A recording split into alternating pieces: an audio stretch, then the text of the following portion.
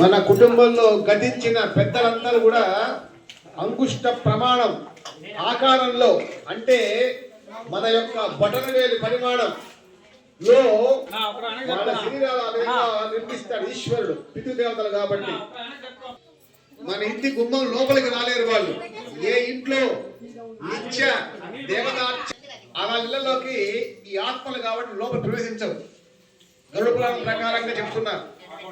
కేవలం వాళ్ళ ఇంటి గుమ్మల్లో నుంచి అన్ని చూస్తుంటారు.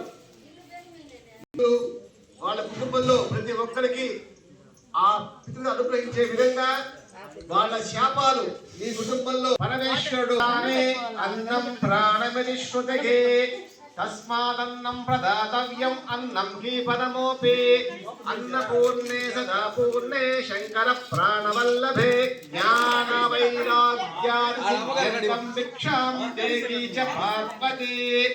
ఓం శ్రీ అన్నపూర్ణేశ్వర్యై నమో నమః. శంఖనాదం.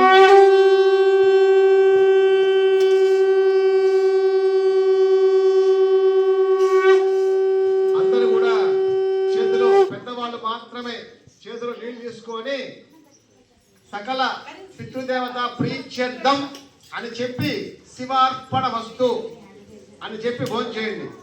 అన్నం మీద నీళ్లు చల్లండి. ఫస్ట్ ప్రోక్షణ అంటారు, దాన్ని సంప్రోక్షణ అంటారు. నీళ్లు చల్లి సకల పితృదేవత ప్రీత్యర్థం శివార్పణ వస్తు శివుడు గాన అర్పణ చేస్తే